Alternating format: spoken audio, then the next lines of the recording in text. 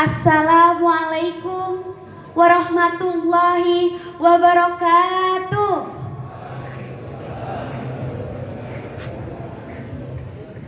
Yang saya tahu ya teman-teman, yang ada di lapangan kali ini adalah orang-orang muslimin dan muslimah. Tapi kenapa yang saya dengar, yang barusan menjawab salam dari saya itu baru sekitar 70% lah. Ingat, menjawab salam itu hukumnya wajib. Kalau gitu saya ulangin ya teman-teman. Assalamualaikum warahmatullahi wabarakatuh.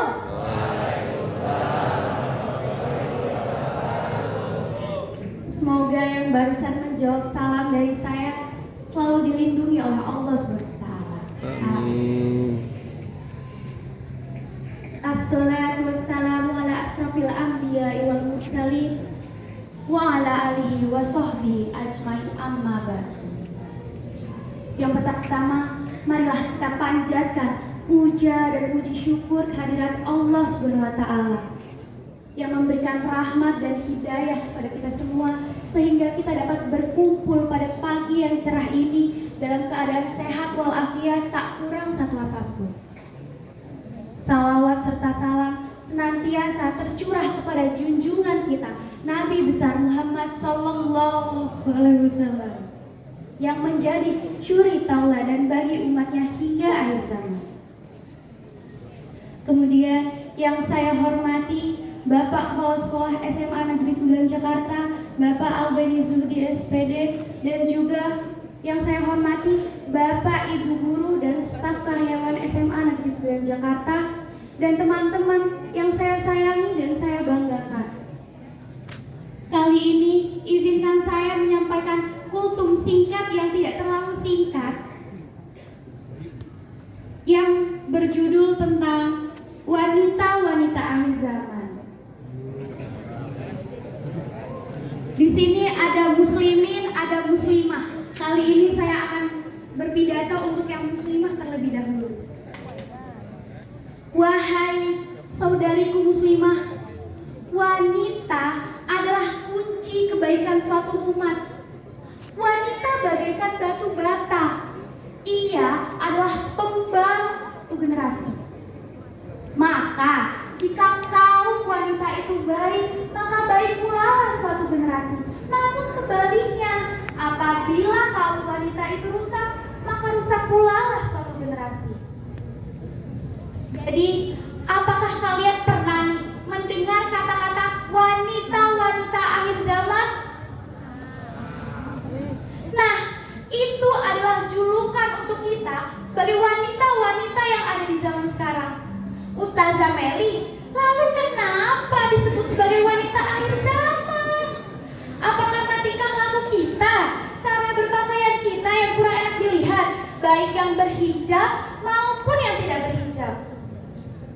Kita sering melihat wanita-wanita berjalan berlenggak-lenggok ke sana kemari tanpa menutup aurat, padahal Allah Subhanahu wa taala sudah berfirman dalam Al-Qur'an surat Al-Ahzab ayat 33 yang artinya, dan hendaklah kamu tetap di rumahmu dan janganlah kamu berhias diri dan bertingkah laku seperti orang-orang zahiriyah.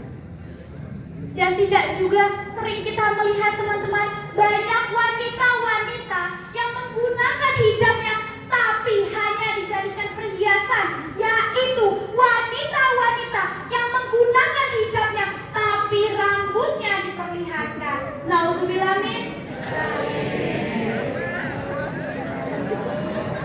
Dan tidak jarang juga teman-teman kita melihat wanita-wanita yang menggunakan hijabnya tapi dinaikkan sampai dadanya terlihat. Padahal Allah SWT sudah berfirman dalam Al-Quran surat Al-Ahzab ayat 59 yang artinya, dan hendaklah wahai orang-orang, maaf teman-teman, salah.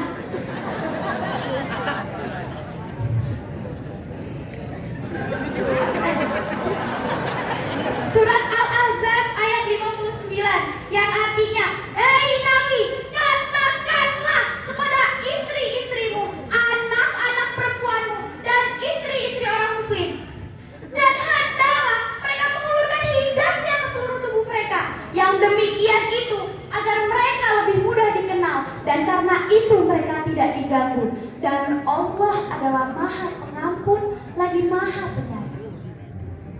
Itu semua sudah ada teman-teman di dalam Al-Quran. Tinggal kita mau atau tidaknya membacanya, mau atau tidaknya mempelajarinya, mau atau tidaknya mengamalkannya. Oke. Ada seorang laki-laki yang bertanya kepada seorang syekh, "Wahai syekh, apakah ada amalan untuk seorang wanita akhir zaman?" Lalu syekh itu menjawab dengan senyuman yang sangat tenang, "Amalan itu adalah rasa malu." Mungkin sampai sini kita mengerti maksud perkataan tersebut, teman-teman, bahwa baik buruknya seorang wanita yaitu dilihat dari rasa malunya, entah dilihat dari tutur bicaranya, cara berpakaiannya. Rasa malu itulah yang harus kita jaga. Akankah kita membiarkan diri kita dimasukkan, dijebloskan ke dalam neraka yang sangat dahsyat hanya karena kita tidak bisa menjaga rasa malu dan tidak bisa menjaga aurat kita? Tentunya tidak, kan? Allah Subhanahu wa taala berfirman dalam Al-Qur'an, "Ya ayyuhalladzina amanu qu anfusakum wa ahlikum nara."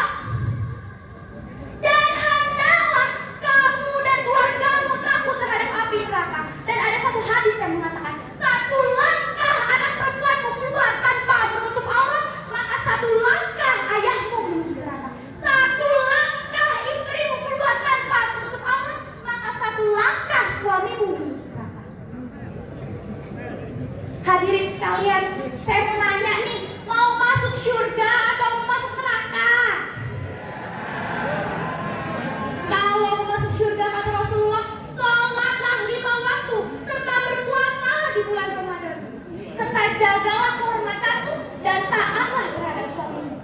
Apabila telah mengerjakan 4 perkara tersebut, maka masuklah ke dalam surga dari pintu manapun. Enak bukan?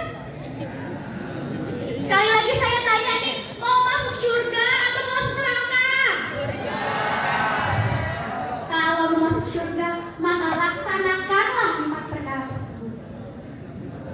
Saudara rahimakumullah yang dicintai Allah Subhanahu wa taala, marilah kita kembali pada Allah Subhanahu wa taala. Kita ajari ibu kita, kakak perempuan kita, adik perempuan kita, istri-istri kita, bapak, bagaimana caranya menutup aurat. Kalau mereka tidak mengerti, kita ajari mereka tentang hukum-hukum syariat. Ibu, bapak, jangan biarkan anak-anak kita terlantar. Karena setiap dosa yang dilakukan oleh anak kita, karena mereka tidak mendapatkan pendidikan, maka setiap dosanya akan dikalungkan, dililitkan kepada orang tuanya. Na'udzubillah min dzalik. Saudara rahimakumullah yang dicintai Allah Subhanahu wa taala, kembali lagi saya ingatkan, marilah kita kembali kepada Allah Subhanahu wa taala, bertaubat, meminta ampun sebelum terlambat. Banyak teman-teman cara kita untuk bertaubat dan meminta ampun dengan menjalankan semua perintahnya dan menjauhi seluruh larangannya. Saudara seiman seakidah yang berbahagia, mungkin sampai sini pertemuan kita. Semoga bermanfaat.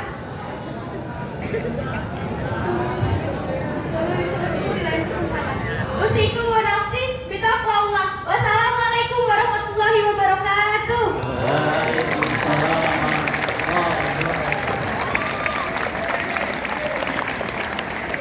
Terima kasih kepada Meli Rizkia yang telah memberikan kultum yang luar biasa. Semoga apa